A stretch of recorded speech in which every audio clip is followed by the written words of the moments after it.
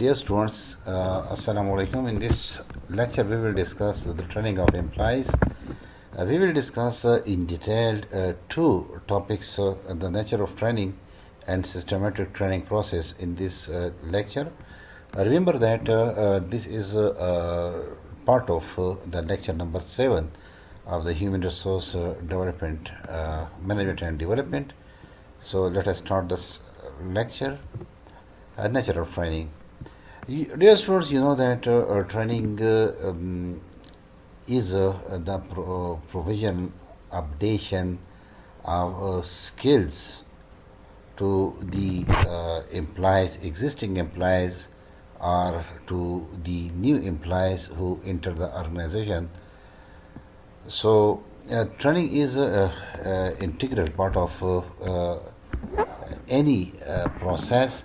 Because in the training we see the new employees are appointed when they join if they have certain deficiencies, the deficiencies are removed through the training.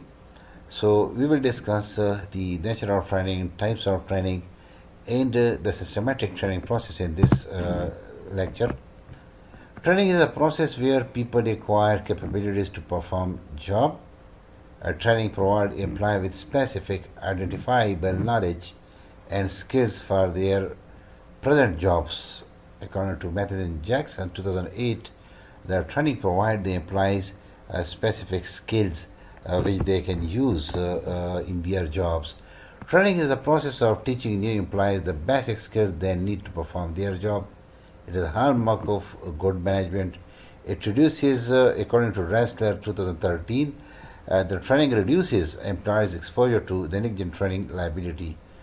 Training is the use of systematic and plain instruction activities to promote learning. As I discussed in the beginning of the lecture, that training on one side it updates update the existing knowledge of the employees, and while for the new employees, the training gives the skills, the techniques which are used in their new job. It should be reserved for situations that justify a more directed, expert-led approach rather than viewing it as comprehensive and all-pervasive people development solution. Organization usage of training may include hard skills such as teaching sales representatives how to use intranet resources, a branch manager how to review an income statement, or a machinist apprentice how to set up a drill press. Soft training skills are critical in many instances and can be taught as well. According to Mathis and Jackson 2008, the soft and hard skills both are the requirement of the employees, and they should be given both soft and hard type of the trainings. The justification or need for training. Is training is needed for the employees? It's a question. So the question depends on the organization goals. So in order to find out whether the training is needed for certain employees, we should first look at the organization goals, and in order to achieve these organizational goals, what kind of the tasks need to be completed, what are the requirements, what are the tasks which are required for to achieve these organization goals. In order to perform these tasks, what behaviors are necessary for each job incumbent to complete his or his arranged tasks. So, for the completion of these tasks, certain behaviors are necessary. Now, what deficiencies are there in these behaviors to perform such tasks, and these what kind of the deficiencies in the form of skills, knowledge, abilities required to exhibit the necessary job behavior. In order to complete this task, it is the responsibility of the HR manager to find out what kind of the deficiencies in the form of skills, knowledge, and abilities exist in the employees, what problems they face in performing their job in a perfect way. So, once you find if there are deficiencies, then the training is needed. Formal training is indeed only one of the ways of ensuring that learning takes place, but it can be justified in the following circumstances. The knowledge or skills cannot be acquired satisfactorily in workplace or by self-directed learning. The if the employees have certain deficiency, certain knowledge, certain skills, which is needed for or which are needed for the that particular task to perform, so it is very difficult for the employees to self to learn it by themselves in the workplace or directed by someone else.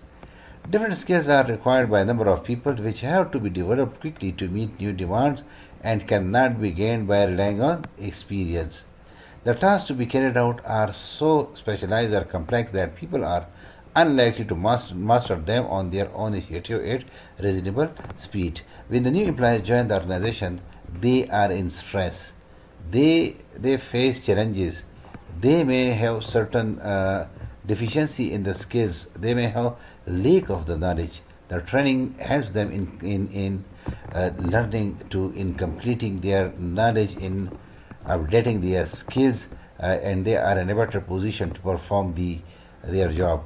When a learning need common to a number of people has to be met, that can readily be dealt with in a training event or program. For example, induction, essential IT skills, communication skills. These are necessary for certain jobs. So the training provides such type of the skills.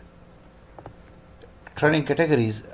According to Mathis and Jackson, training can be designed to meet a number of objectives and can be classified in various ways.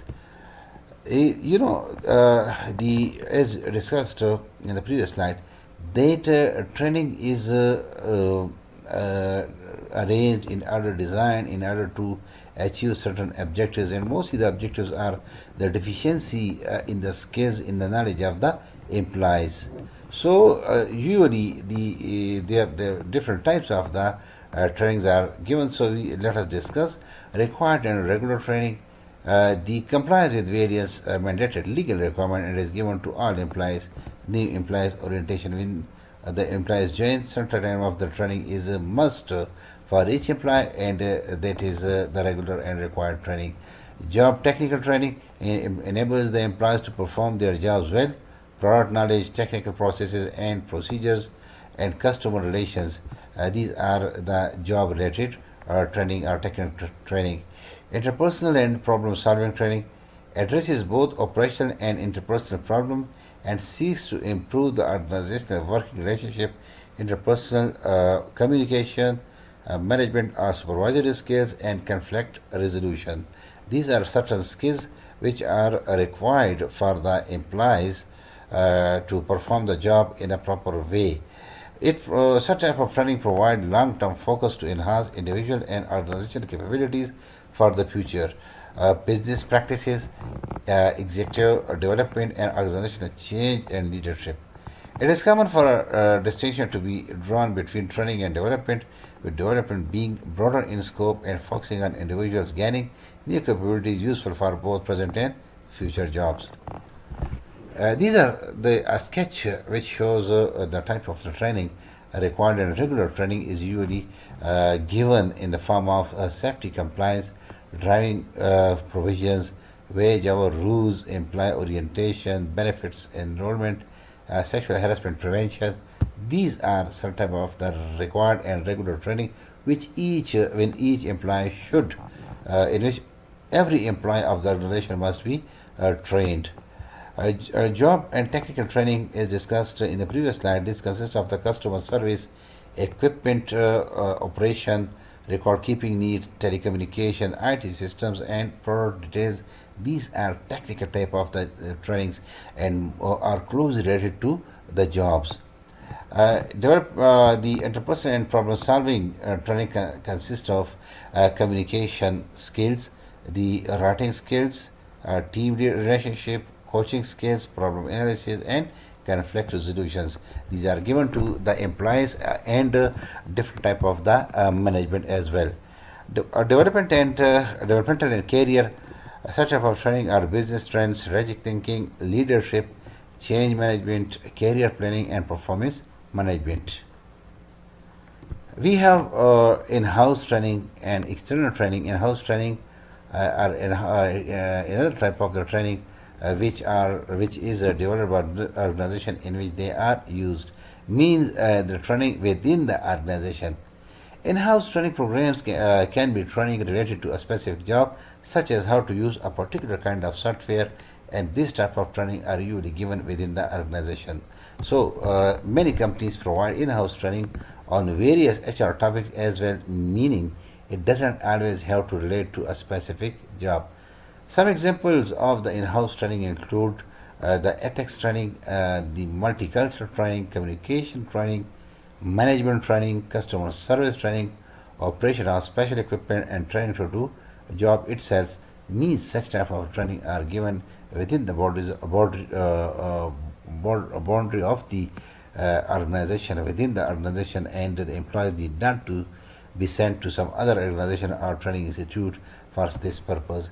External training include any type of the training that is not performed in-house. It includes sending an employee to a seminar to help further develop leadership skills, or helping pay tuition for employees who want to take a marketing class. Technical or the technology training. These are the job specific training is discussed in the sketch. Depending on the type of the job, technical training will be required. Technical training is a type of training meant to teach the new employee the technological aspects of the job. In a retail environment, technical training might include teaching someone how to use computer system to ring up customers. In sales position, it may be showing how to use customer relationship management system to find new prospects. In consulting, similarly, in consulting business, technical training might be used to consultant knows how to use the system to input number of hours it should be charged to client, and in the restaurant, the customer service training. Skill training is another type of the training. Skill training, the third type of training includes the it is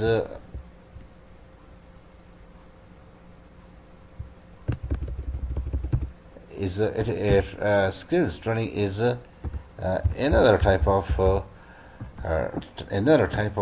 training. It includes the proficiencies needed to perform a job. For example, administrative assistant might be trained in how to answer on the phone.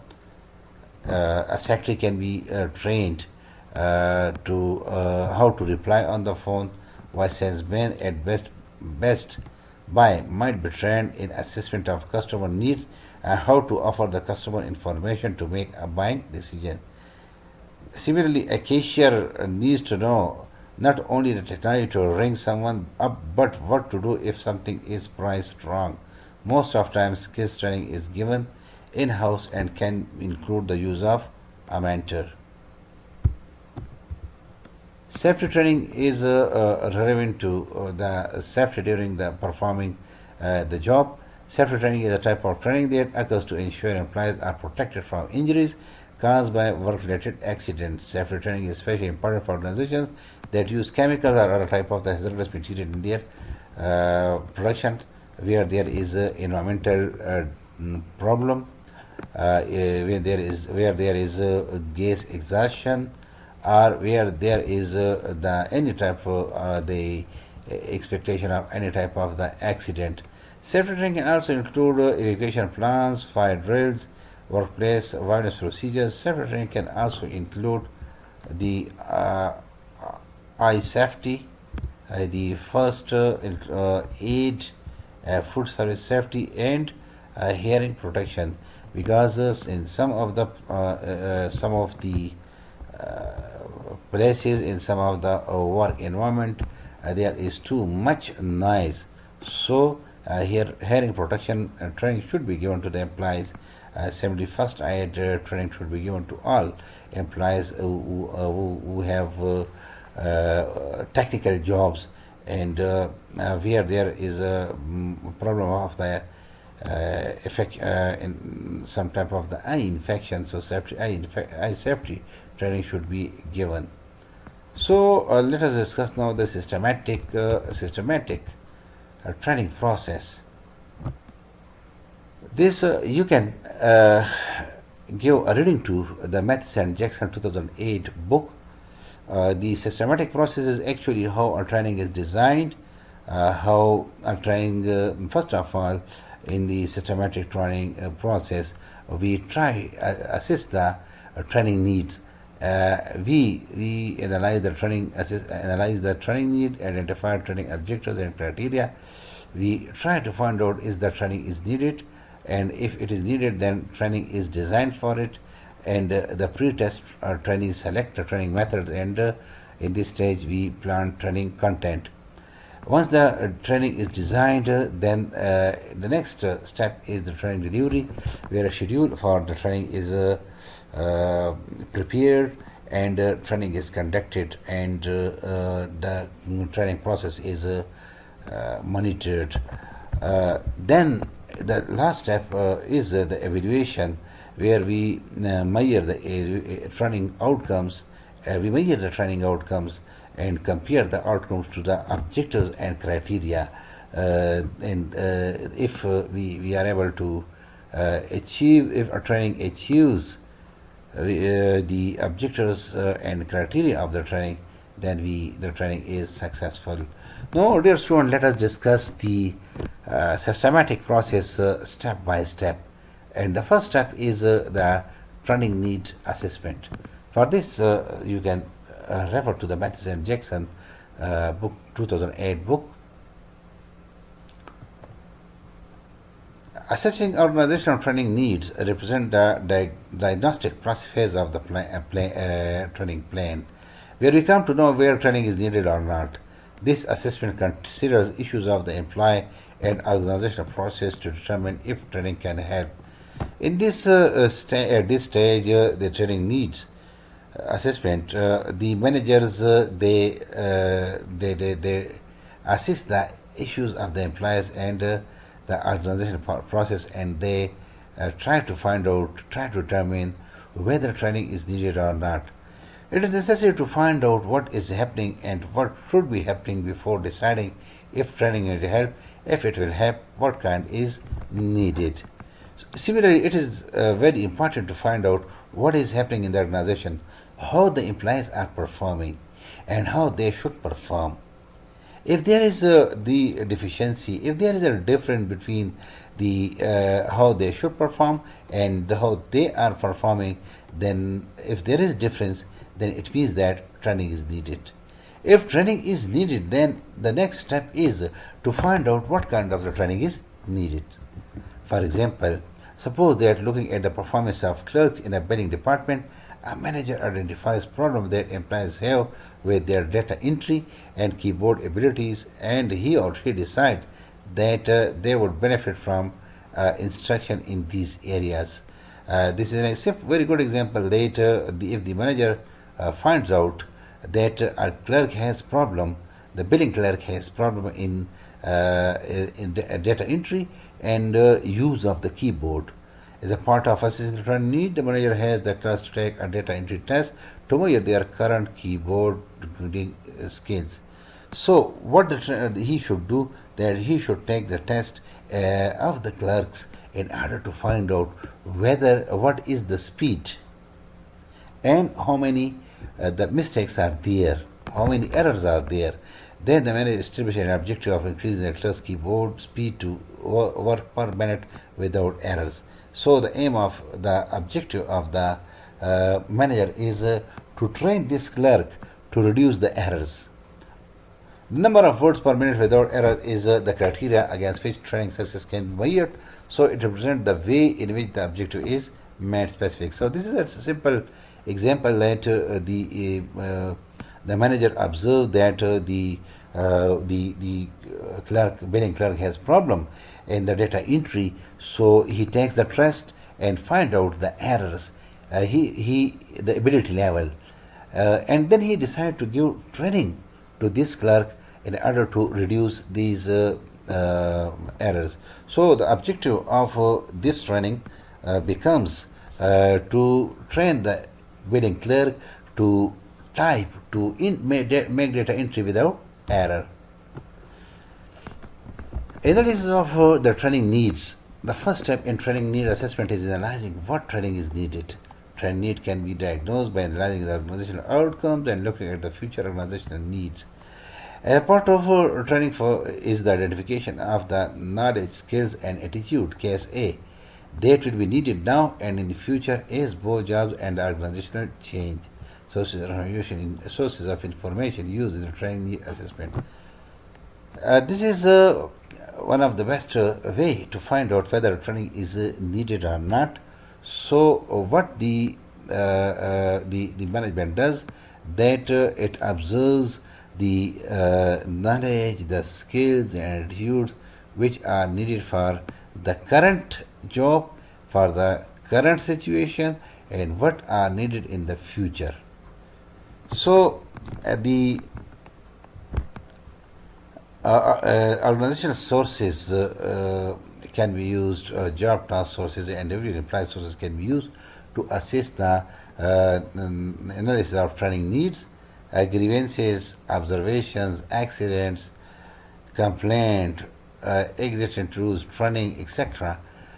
These are observed in the job sources. Employee cases and job specification are observed, while in individual sources, task record and assessment centers, questionnaires, surveys, job knowledge tools, and performance appraisals are used for the analysis of training needs.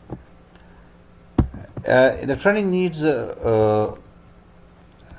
we discussed in the analysis of training need, we discussed we can find the setup of whether training is needed or not through the organizational analysis. Both internal and external forces will influence training and must be considered when doing organizational analysis. It comes from various operational measures of the organizational performance. On continuing basis, detailed analysis of HR data revealed training weaknesses. Departments or areas with high turnover, high absenteeism, low performance, and other deficiencies can be pointed. In the organizational analysis, we observe the management observe the turnover, whether the turnover is higher in particular department or low. If it is higher, it is problem. So this means that training is needed to the new employees to reduce the turnover. Similarly, high absenteeism also means some problem. Similarly, low performance, if the performance is not good or other deficiencies are there, it should be pointed by the management in the organizational analysis, which will strengthen the case for training of these employees or the employees of these particular departments. Job or task analysis. The second way of doing training needs analysis is to review the job involved and the task performed in these jobs. By comparing the requirements of the job with the cases of employees, training needs can be identified. KSA means the knowledge, skills, and attitudes. Current job specifications can be sourced for such analysis. In the job or task analysis, what the management does, that it studies the existing knowledge, skills, and attitude of the employees, the required skills cases for the job, and the future cases for their job, and they decide whether training is needed or not. For example, in a manufacturing firm, analysis identified the tasks performed by engineers who serve as a technical instructor for other employees. By listing the tasks required for technical instructor, management established a program to teach specific instructor skills. Thus, the engineers were able to become a successful instructors.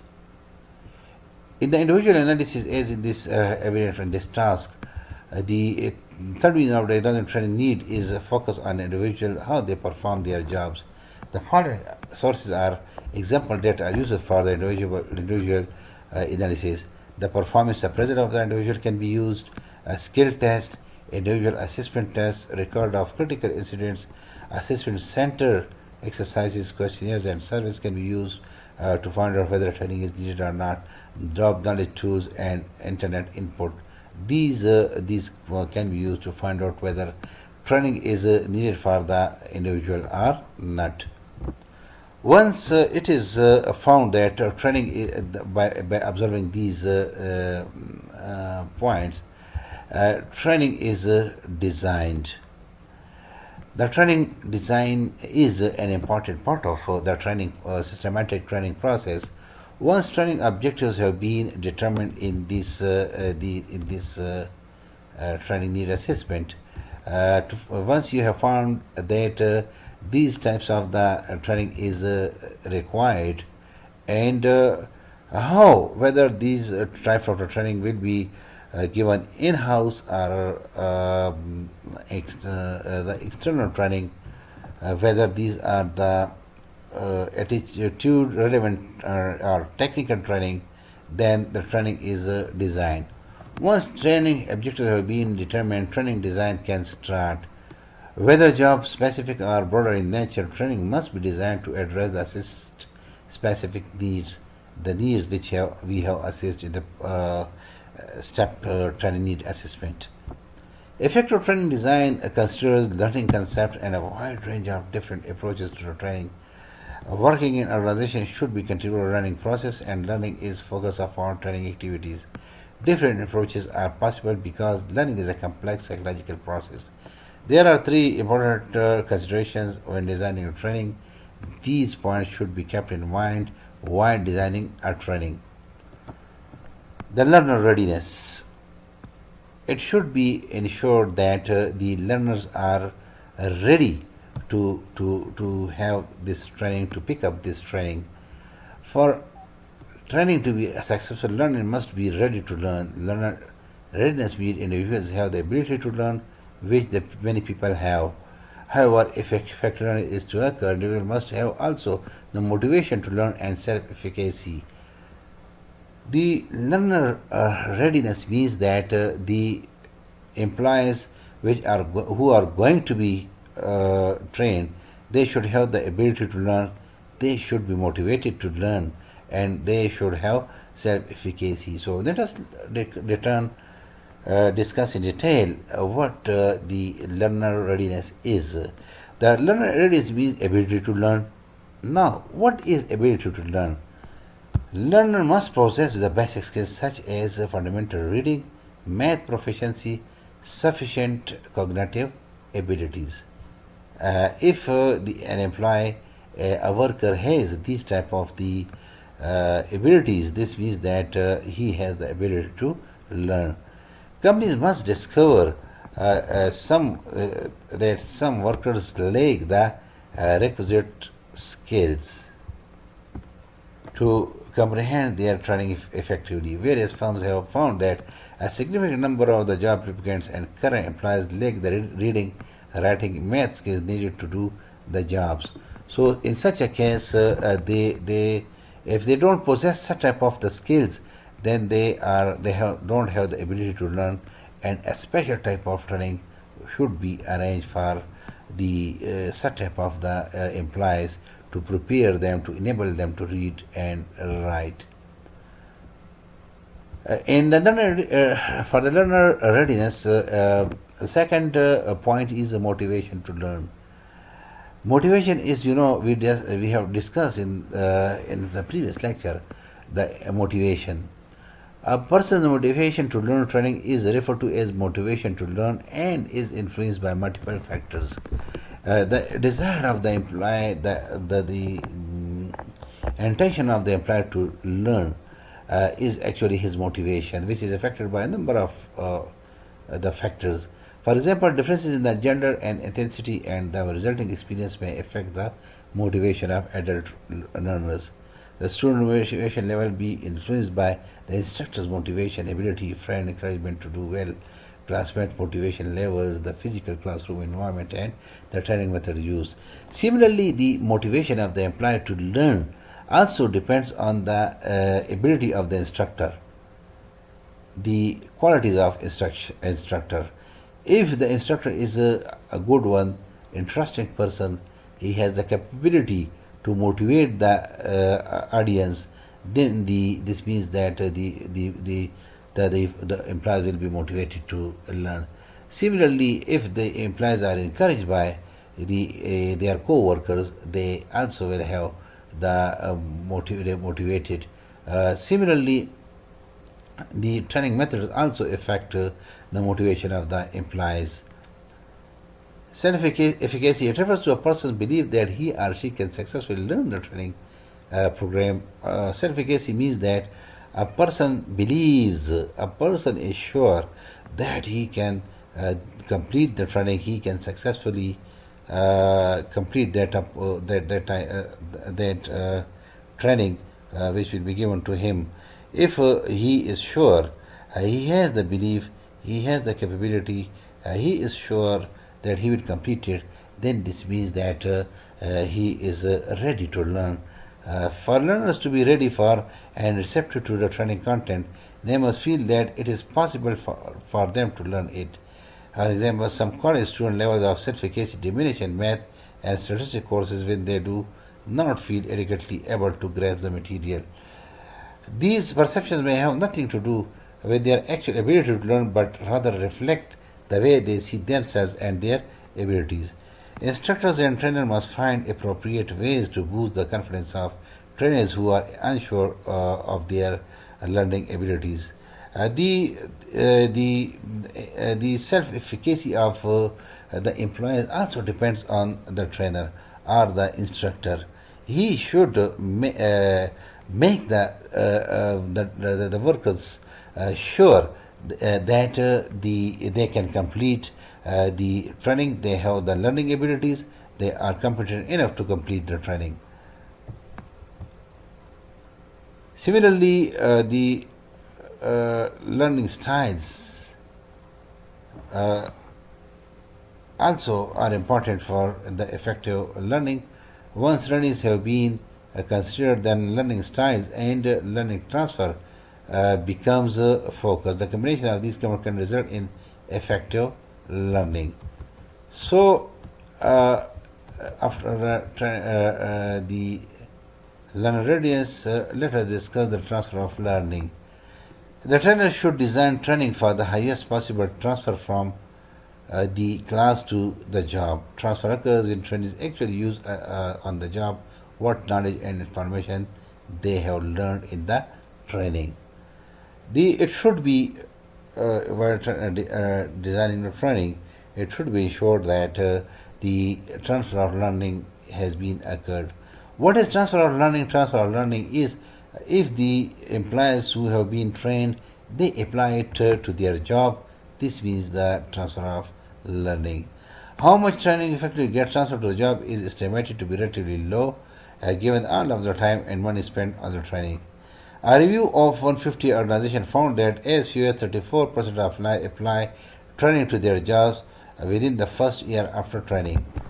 This is a survey given in the Mathis and Jackson book that a study of the 150 organizations show that only 34% of the employees have been found who were trained and they applied this training to their job.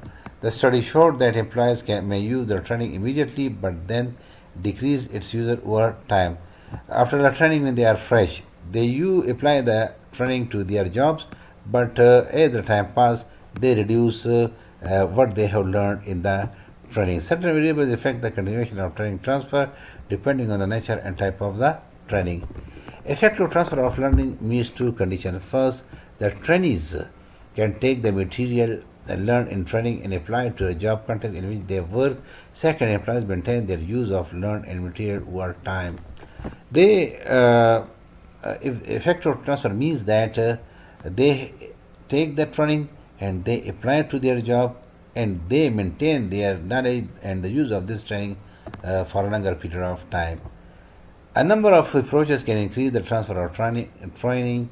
Offer training or an overview of the training content and processes before the actual training seems to help both short-term and longer-term training transfer.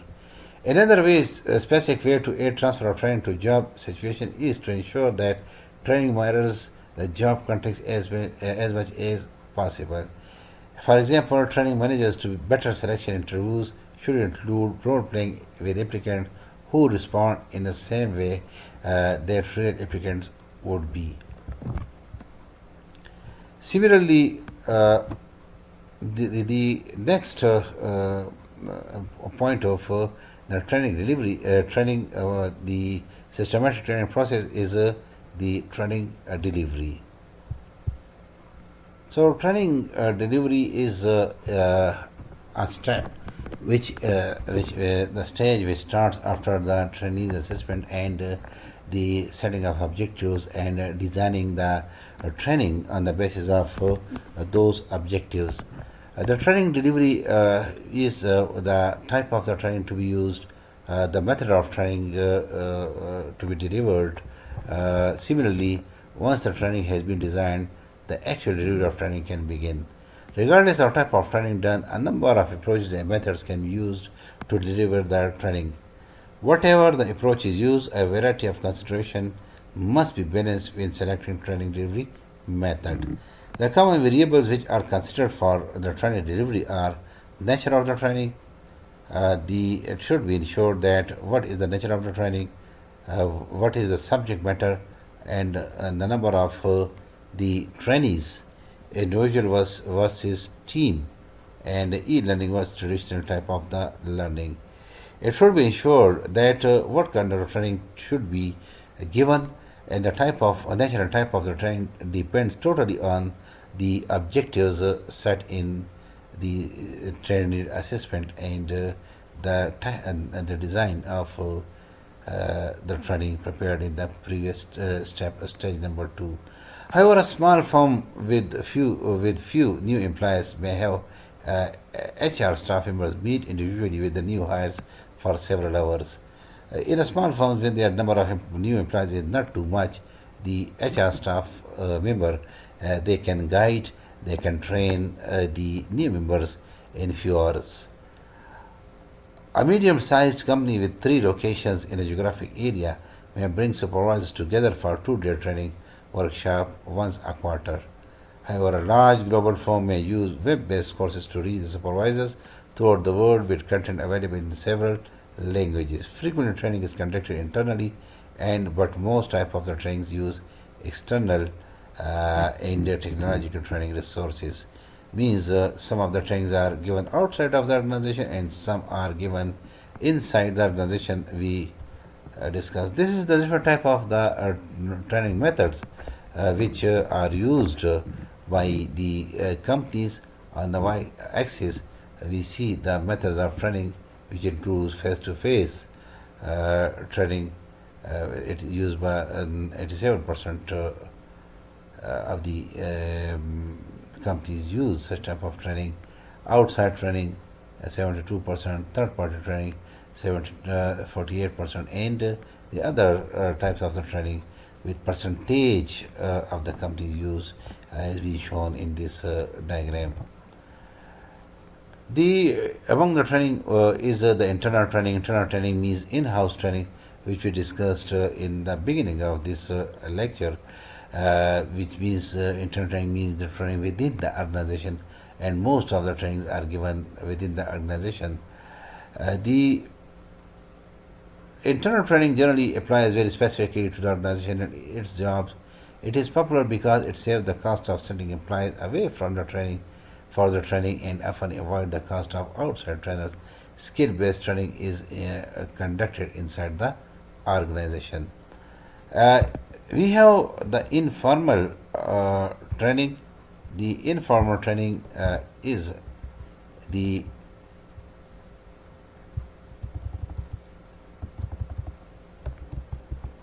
a training which occurs through the interactions and feedback among the employees.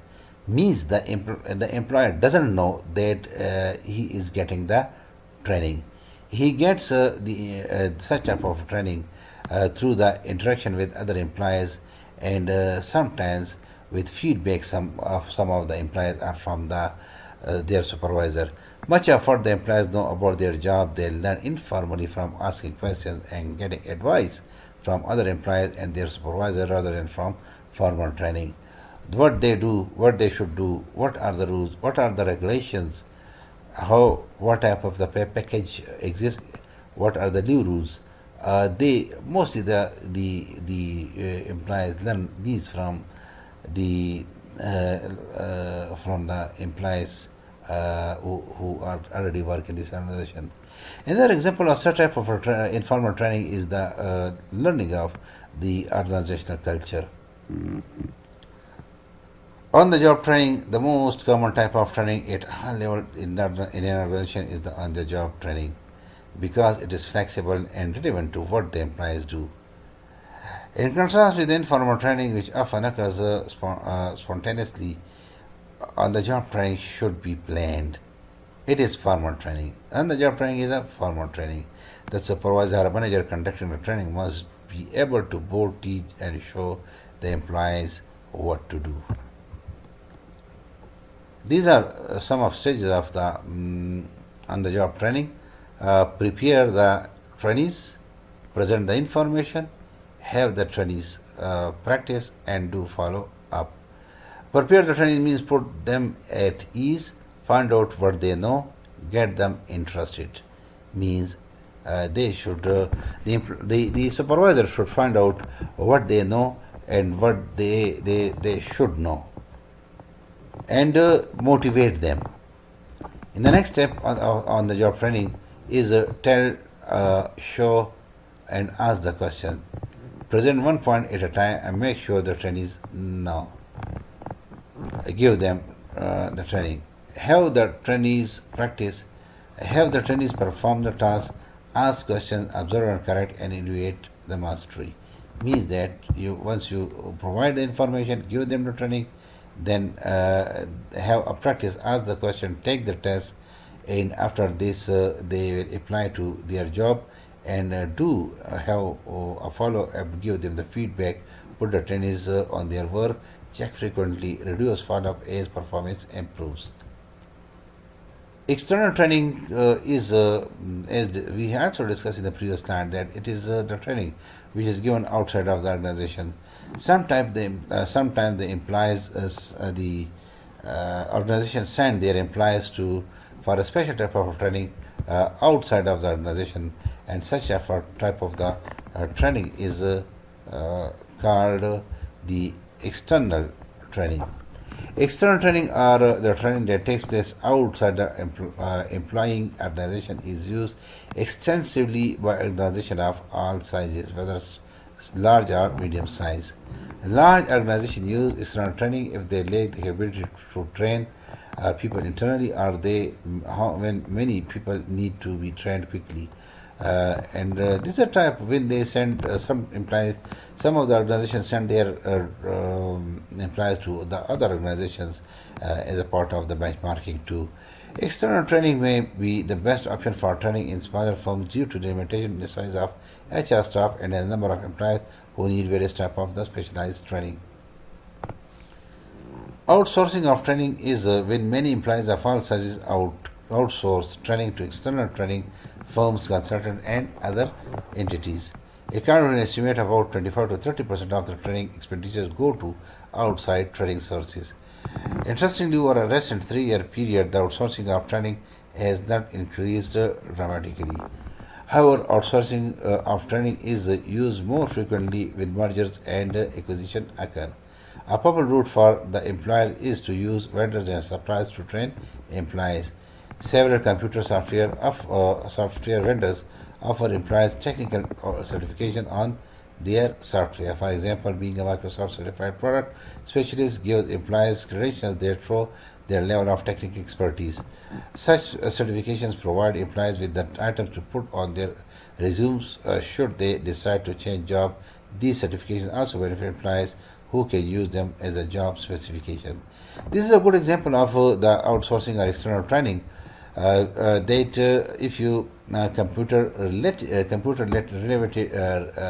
or software related or the specialists of the IT section of any organization, they have certain deficiency, they can be sent for the Microsoft certified product specialist training the Microsoft trainings, which are arranged at the international level, which will enable the artists, the IT specialists to use the skills in a better way. Similarly, there are certain trainings which are government supported. The government at different levels, federal, state, and local government, they provide a wide range of external trainings, assistance, and funding. If you look at our Khyber Pakhtunkhwa, the small industry, we have small industrial board. They provide worker welfare board. They provide different types of the training to the employees of the organization at the government level. At state or local levels, employers who aid to their workforces can take advantage of number of programs that provide funding assistance to offset training needs. Some employers pay for additional education for their employees too. They pay the employees fees for the universities for the education through distance education or online courses.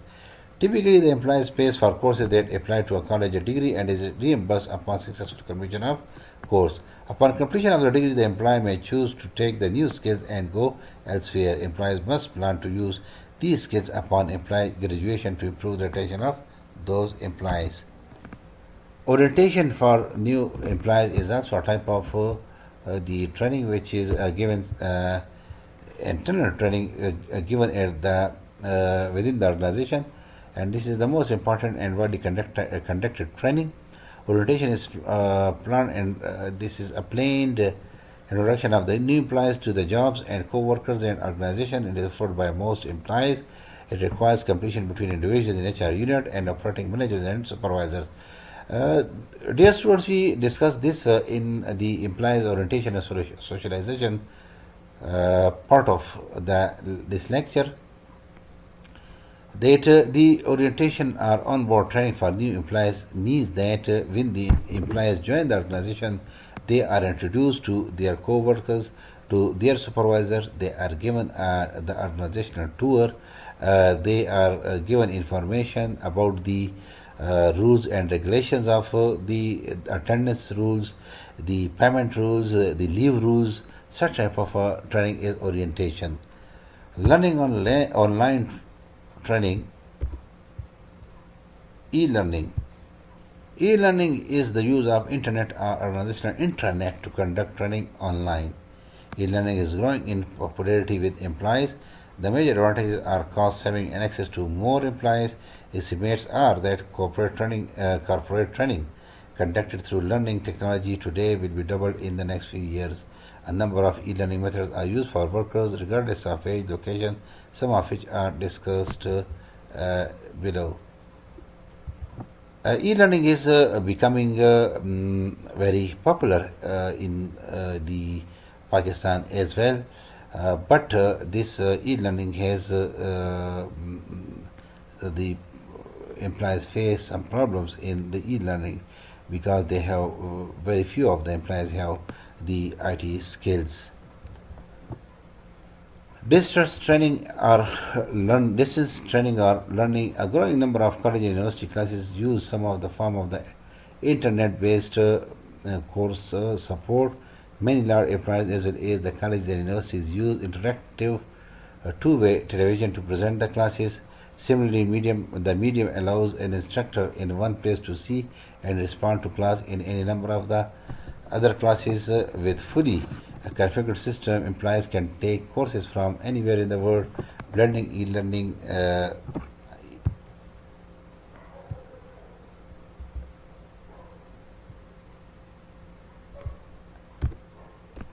blended learning. It is a method of the learning which is becoming popular in Pakistan as well. It is the computer learning program which is through the use of the computer and the IT skills, the internet.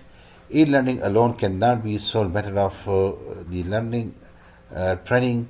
According to the findings of significant number of the employers, Therefore, the solution seems to be blended learning, which combines short, fast-paced, interactive computer-based lessons and teleconferencing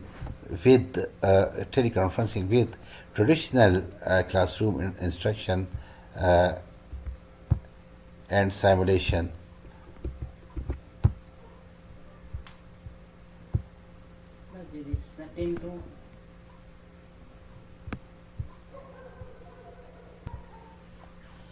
So, talking about the blended learning, deciding which training is best handled by which medium is important too. So, the blended learning is becoming popular in Pakistan nowadays. The next stage in the systematic training process and the last stage is the training evaluation. Evaluation of training compares the post-training result to the pre-training objectives of the managers, trainers, and trainees. Too often, training is conducted with little thought of measuring and evaluating it later to see how well it worked. Because training is both time and consuming and costly, it should be evaluated. The evaluation process compares the post-training results, what the trainees have learned, what the employees had learned, with the pre-training objectives, which have been set by the managers, trainers, and trainees. And if the objectives have been met, this means that the training is successful. Level of evaluation. It is best to consider how training is to be evaluated before it begins. Kirkpatrick identified 4 levels at which training can be evaluated. That is, reaction, learning, behavior, and results. The evaluation of training becomes successfully more difficult as it moves from measuring reaction to measuring learning to measuring behavior and then to measuring the results. Reaction. First, we come to the reaction. Organization evaluate the reaction level of trainees by conducting interviews with administering questionnaires to the trainees. Assume that 30 managers attended a 2-day workshop on the effective interviewing skills. A reaction level measures could be gathered by having the managers complete a survey that asks them to rate the value of the training, the style of the instructors, and the usefulness of the training to them. If the survey were administered immediately after the workshop, it might measure only how much the managers liked the training rather than how the training benefited them or how it affected the way they conduct. So, reaction means that find out the views, the perception of the trainees regarding the trainers, regarding the method of the training, regarding the material of the training. The second stage is the learning. Learning levels can be evaluated by measuring how well trainees have learned facts, ideas, concepts, theories, and attitude. For this purpose, a test can be conducted. Tests on training material are commonly used for evaluating learning, and they can be given both to before and after training. Those students who have worked in different organizations, they may have gained the training, and you know that in order to find out the level of the learning, a question is given before the training, and the same question is again given them after training, and the scores are compared. If the scores indicate that the learner problems, then instructors get feedback and courses can be redesigned so that the content can be delivered more effectively. Of course, learning enough to pass a test does not guarantee that trainees will remember the training content months later or will change the job behavior. Anyhow, the comparison of the pre and post training tests, they determine the learning level of the employees. Behavior. Evaluating training at the behavioral level means measuring the effect of training on job performance through the interviews of the trainees and their co-workers and observing job performance. But the evaluation would be broadly based and consider performance management improvement, not just on the training levels. For instance, the managers who participate in the training workshop might be observed conducting actual interviews of the applicant for the job in their department. If the manager asks the question is they had been trained to and use the appropriate follow-up question, then behavioral indicators of the interview training exist. This is a simple means that if a manager has been trained in the how to interview the candidates, and he is observed actually in conducting the interviews, and if the observation shows that he has applied the interviewing skills to that particular interview, this means that the behavior indicators of the interviewing training exist. Result. Employees evaluate results by measuring the effect of training on the achievement of the organizational objectives, because results as productivity, turnover, quality, time, sales, and costs are relatively concrete. This type of evaluation can be done by comparing record before and after time. The productivity of the employee can be compared before the training and after training. Similarly, turnover of employees can be compared before training and after. The quality of work before time and after time, sales, etc. The data from the organizational record can be taken, and the data before and after the training regarding the productivity, turnover, quality, and sales and costs can be compared before and after the training. For the managers who attended an interview training, evaluators could gather record of number of individuals and hide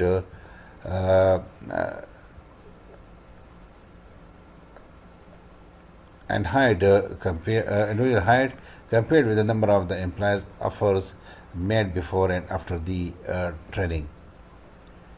The difficulty with measuring results is pinpointing whether the changes were actually the result of the training or some other factors. For example, a manager who completed a training program can be measured on employees' turnover before and after training, and turnover also depends on current economic situation, demand for workers, and many other variables. The manager who has been trained in the interview, the turnover record before and after the training can be compared, and it can be noted that